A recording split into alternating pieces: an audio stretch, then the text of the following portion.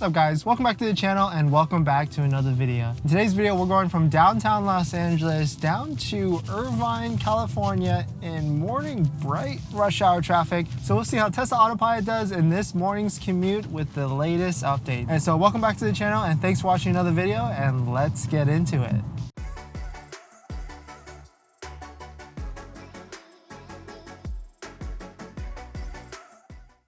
It is super bright out. The sun is just facing directly at the camera. Just got onto the highway, so let me just make this left lane change directly and then put it on the camera mount and then continue our drive. Okay, so I need to find my sunglasses because it is just way too bright out.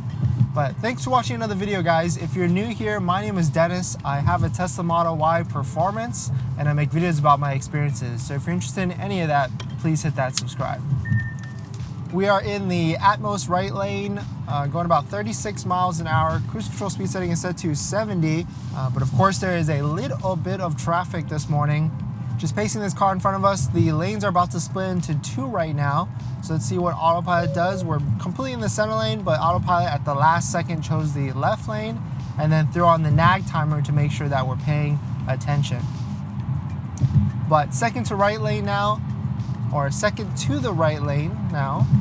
Second lane from the right, still going about 53 miles an hour. A little bit of braking there. I guess some cars ahead of us are braking as well, but that was pretty aggressive, but maybe because I wasn't necessarily expecting it. But we slowed down from 50 miles an hour down to 35 miles an hour. Seems like there's a little bit of traffic coming up on this next area as we go onto the 5 South. And these two lanes right here on the right are going a little bit slower than the left lanes. So I probably could go around them, but I do need to merge to the right anyway. So I'll probably just stay into this lane. I actually need to get into this right lane next to us to be in the correct lane to merge to the 5 South.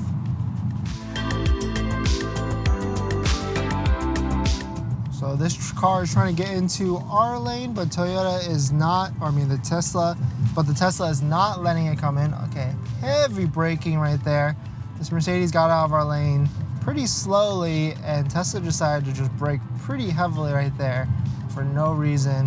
When there was so much room in front of us, there was no cars in front of us, but Tesla was being a little bit conservative in that area to let the car completely get out of the lane before increasing past it.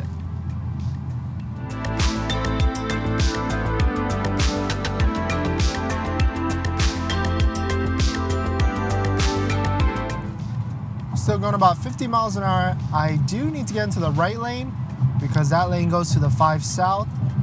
It looks like there's some congestion with some cars coming up in here, so I'm going to throw it out of autopilot just so I have manual control. Just hit the right turn signal myself and then did some aggressive maneuvers there to get into the right lane change. But this highway is about to turn into, or this lanes are about to turn into the 5 South, and then hopefully there won't be too much traffic in that next area. But right now I'm behind a truck, so I do want to get out from behind it because I don't like following trucks on the highway because that's how you get rock chips and rocks on your windshield.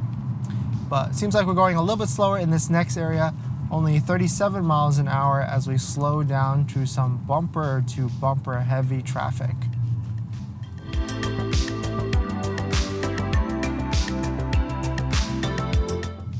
Alright, this truck decided to go into our lane pretty aggressively, illegally actually, because there's a solid white line right there. Tesla kept creeping up to finally at the last second it decided to brake and let the truck finally go through, and we got really close to that. So Tesla is aggressive in some points, or maybe it just doesn't recognize other cars to the last second, but it will recognize the car. It might give it a little bit of room, whereas a driver that's allowing a truck to come in would give it a lot more room than that. But I guess Tesla is just being pretty precise with how much room it can give, and it knows exactly how much room is between you and the car in front of you. Now this truck wants to get in their lane, but we're already kind of next to it, so I'm going to throw it out of autopilot to increase speed a little bit to get out from behind or get out from the side of these trucks. So I don't want to be near them. I'm going to make another left lane change manually and then throw it into autopilot. Seems like cars are kind of just going crazy this morning. That truck just decided to kind of get really close to this car as well. I guess maybe people are just being a little bit aggressive or just unaware of their surroundings this morning with traffic.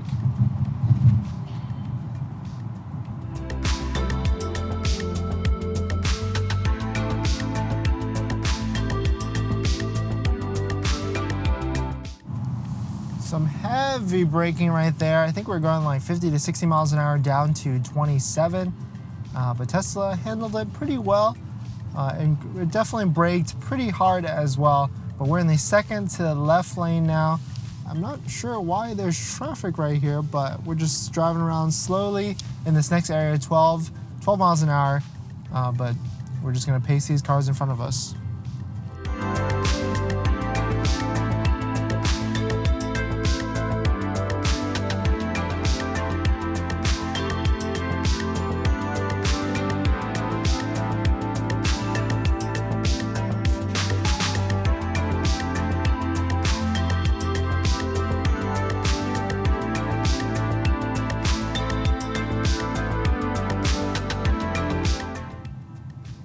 There's definitely a good amount of traffic this morning. We're going pretty slow through this next area. We are just passing Commerce Casino area, and it seems like there's just gonna be traffic along this whole entire route until we get to about Norwalk. But bumper to bumper, just going along, chugging along slowly, going 20 miles an hour now. No glitches so far, but I'm noticing that Tesla is just doing its thing where if cars want to come into your lane, it doesn't necessarily recognize it or intend to, and just drives right past them and doesn't really give any space. Which is pretty good, in my opinion, for Tesla. But it definitely doesn't drive defensively, so if those cars decide to come into your lane at the last second, like if it was in their lane and decided to decide to dart into your lane at the last second, then Tesla would brake pretty heavily just to avoid it.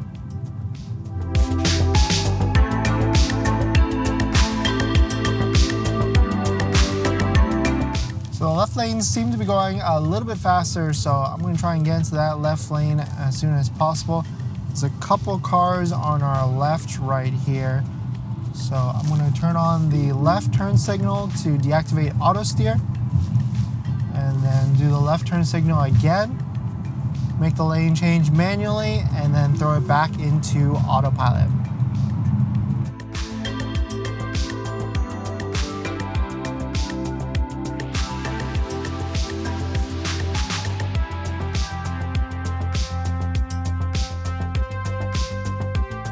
Ooh, some heavy braking right there.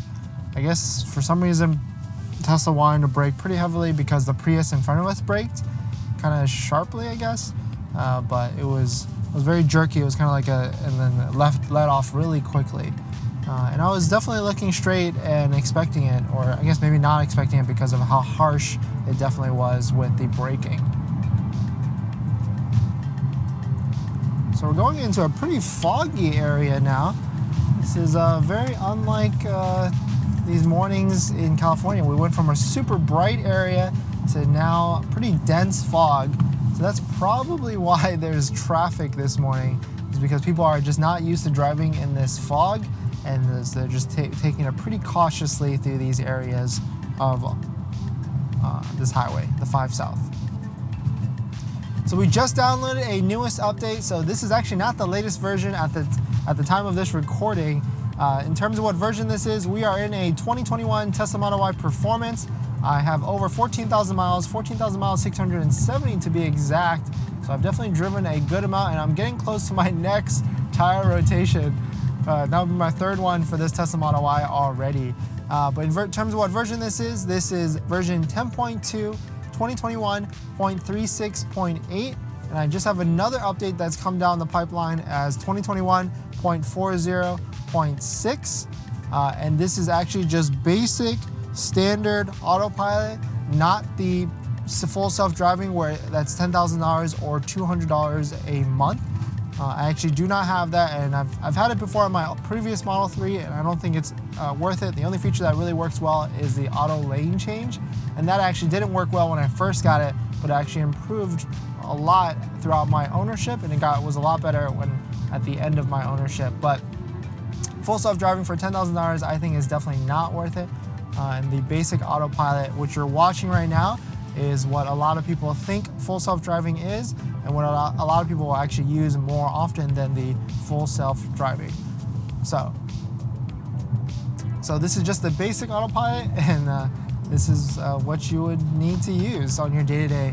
And we just drove by another Tesla that was probably an autopilot as well, and it was a lady just doing makeup on her morning commute in this rush hour, bumper to bumper traffic. So that was pretty interesting to watch that. But in terms of how the battery is doing, we left with about, I would say like 60% or so, maybe even like a little bit more than that. It has to be like 70, but like 62%. We're at 58% right now, and we're gonna arrive with 47%, which is more than enough battery to get back up to Los Angeles and charge up again at my home charger.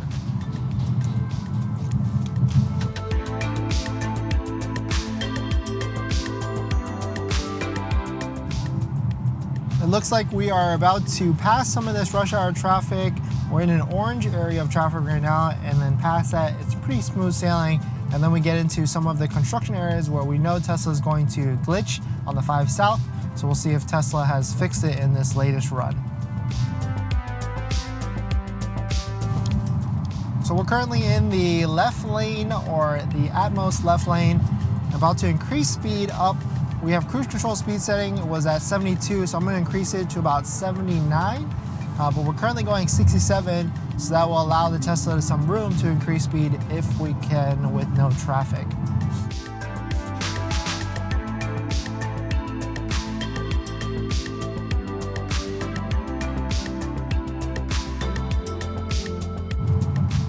We're increasing speed now to 69 miles an hour.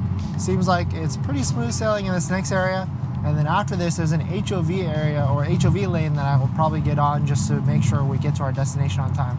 There's a ton of traffic on the way going up from the 5 North because everybody's trying to get up to LA, and probably this fog isn't helping at all. But about to enter this next construction area zone, where Tesla, of course, recommends you're not supposed to use Tesla Autopilot in construction area zones because it will glitch, and it has been glitching on my previous rides down, so we'll see how Tesla Autopilot handles it in this next area.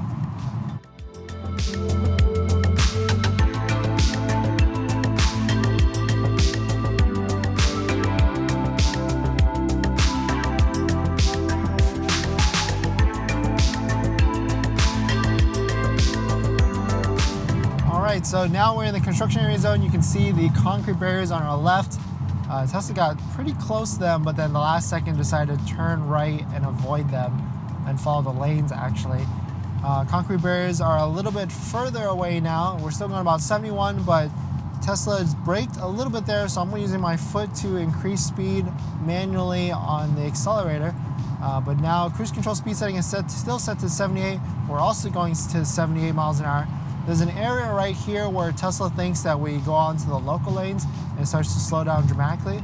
But right now it still thinks that we're on a road that has a speed limit of 55, but we're in the left lane currently going 77. And so now auto steer was restricted to 60, so it really thinks we're in the local lanes or some other lanes that are not the highway.